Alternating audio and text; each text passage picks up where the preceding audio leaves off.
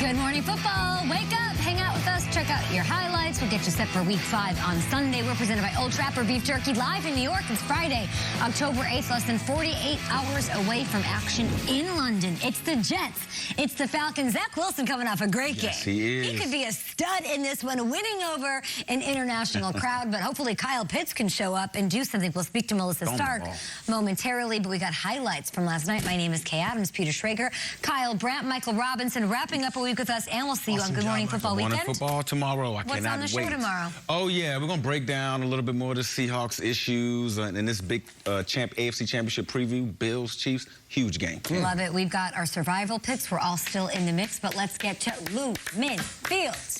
Let's go to Seattle, where the primetime games have been so good, and we love a division rivalry with great quarterbacks. First half was ugly as hell, though, so let's go right to the third quarter. Matthew Stafford banged up his finger a little bit. There's a lot going on with the quarterbacks and their digits in this one, and I don't mean their statistics. 7-3 in the third quarter. Stafford, we got D-Jacks. Get him down. He's running to Aberdeen. He's out of here. Peter, give me another periphery, Washington City. Have we said Spokane yet? No, yes, we have that. Tacoma as well. 7-3 now. There comes that running game. Mike Rob. Look at that. Right through the heart of the Seahawks defense. And look, he's a little careful with that finger, but that's all right. Now, I mentioned a couple of the quarterbacks having finger issues. Look at Russell Wilson. He also injures his. I understand finger 11 played the halftime show. Paralyzer. No, they look at him, and Russell's going to have to leave the game. Yes, Peter. Drew Brees messed up his thumb on Aaron Donald's helmet. This guy, Aaron Donald is just... Aaron Donald's different. He's made of adamantium or something like that. He's a finger. Also, you know who else is different? Tyler Higbee with the touchdown. Fourth quarter, Russ is out. Geno Smith is in. He comes right in, and he's awesome. That looks bad. He's going to throw a touchdown to DK here. Check this out. This is Geno's first touchdown pass since December of 2017 when he was with the Giants. He threw into Evan Engram, and that was the week after Eli was benched and everybody lost his mind. It's been 4 years for that. It was great to see Geno out there, and it's great to see Robert Woods. What a night. Oh, my gosh. For him, they made sure he got the ball all day. I think he voiced his opinion as well, saying, hey, get me the ball. All right, well, Cooper Kupp doesn't need to voice squad. He always gets the ball. Peter, we have multiple receivers now for the Rams voicing their opinion, like in the ball. Is there a little thing, trouble in paradise, maybe? Sony Michel maybe voiced his opinion. They said, so you want to walk in? Absolutely, I do.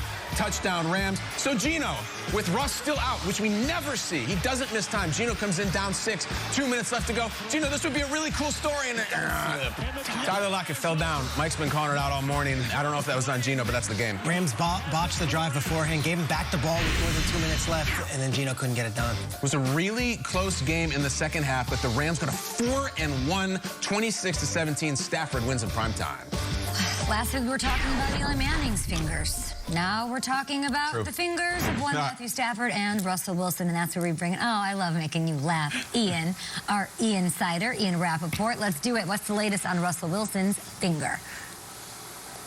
Well, some ominous signs for Russell Wilson, who hasn't missed a start ever, barely misses a snap ever. So to see him on the sideline, kind of flexing his fingers, seeing if it could actually flex and work was a little bit troubling, and this is something that obviously caused Geno Smith to come into the game, played very well, but Russell Wilson has a badly sprained finger. This, according to Pete Carroll after the game, asked about surgery. Carroll didn't say much, kind of didn't comment on it. From what I understand, surgery is an option, is something they're going to potentially look at to put a pin in that finger and try to fix it. Now, he's got 10 days until the next game. For most people, if he ended up having surgery on a badly sprained finger or a tendon injury, which is what it appears to be, that would keep him out for a while. Russell Wilson almost never gets kept out for a while for anything, so we'll be keeping an eye on this. Obviously, more information as we go throughout the day. It's bad news for Russell Wilson, bad news for that consecutive record, of course, of playing games and starting, but anything we saw last night, Geno Smith did his thing. He looked great out there up against that Rams defense. Thank you so much, Ian. Talk to you in a bit. How confident are we that the Seahawks can battle back in the NFC West? This is not looking pretty.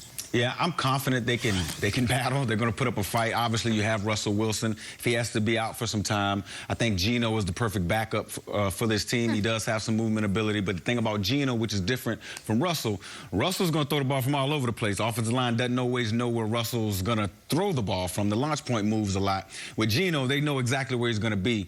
But what gives me some hesitation, guys, is this defense. Like, and especially the run defense, to almost be giving up 150 yards rushing of the ball, like, allowing a team to rush like that, that's not winning football. I mean, teams don't even have to pass if they can run the football like that. And I'm not used to seeing a Pete Carroll coach team. Weird, right?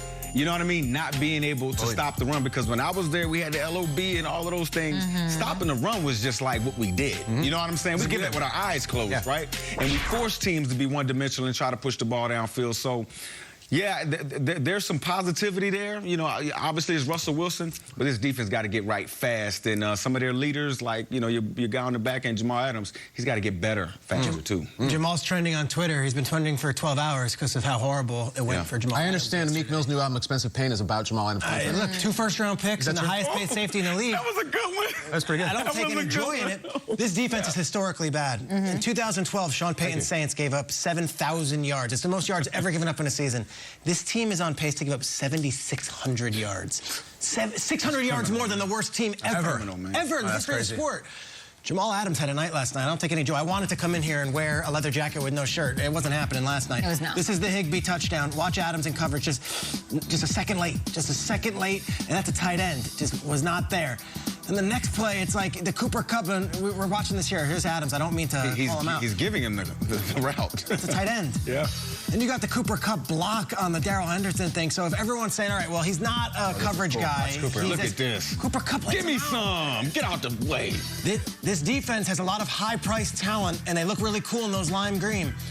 But after a 7-3 halftime, they just got walked all over by Stafford and the Rams. They're not going to win many games with that defense. So I hate to be the realist here. Jamal Adams, I wanted to come in here and pay off my bet. It wasn't happening, and it might not happen all season. This is a historically bad defense unless they fix something. Did you get it it's waxed? not going anywhere. It's on tape now. I know. And that gets thrown around a lot. Historically bad. Historically, like the worst ever in history. 7,000 yards. Yes. Worst ever. 7,600 there on pace. Maybe they need to pick up the slack on special teams. Maybe that's the way they can adjust awesome. for that. Okay. That guy's awesome.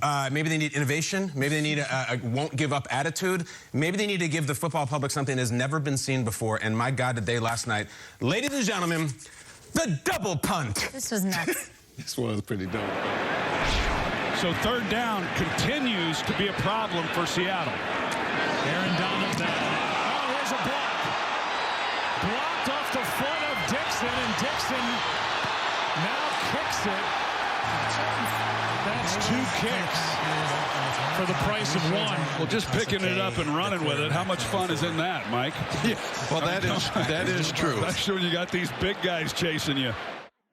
All right, that's incredible. That's Michael Dixon. He's from Australia, and this was an incredible play. The best part is that Joe Buck says, well, Mike Pereira, that's why we have you. What's going on? And then Mike Pereira goes, yeah, we got to look at this. Like, no one knew what was going on. Yes, it's like the double punt is almost unheard of, and yet they came back. They said, now there's a new rule that you can punt it twice as long as you're behind the line of scrimmage. But then he wasn't behind the line of scrimmage, so it was all, McVay wanted to challenge it. He had the flag out.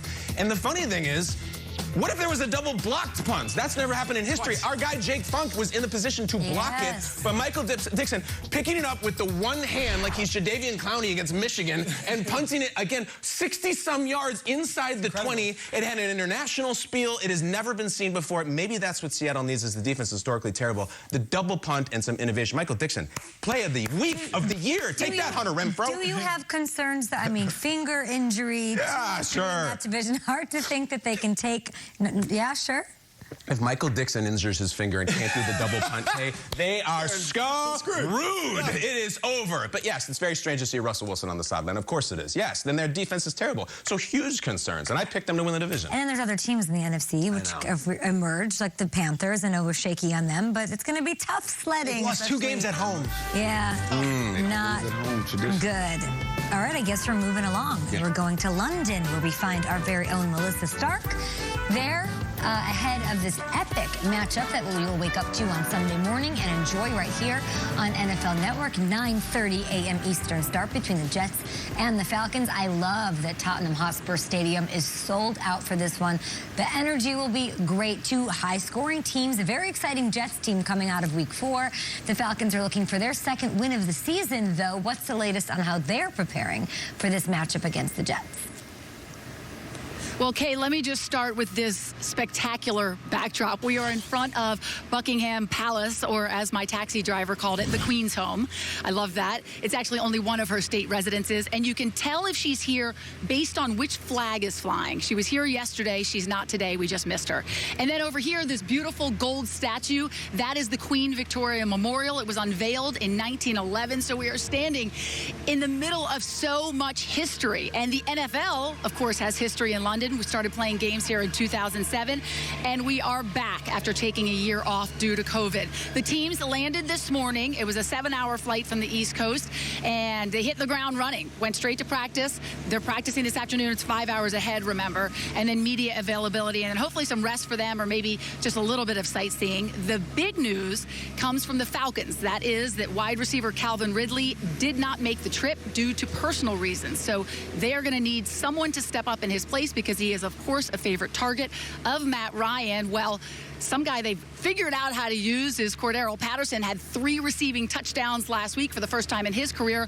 And they have the number 4 overall pick in Kyle Pitts. There's been much talk about his lack of targets. I talked to him about it. And Matt Ryan actually said the way defenses treat him reminds him of the way they treated Julio Jones. Well, Pitts is looking forward to the opportunity to do much more on Sunday. And Kyle, it's your namesake. We need this guy to step up.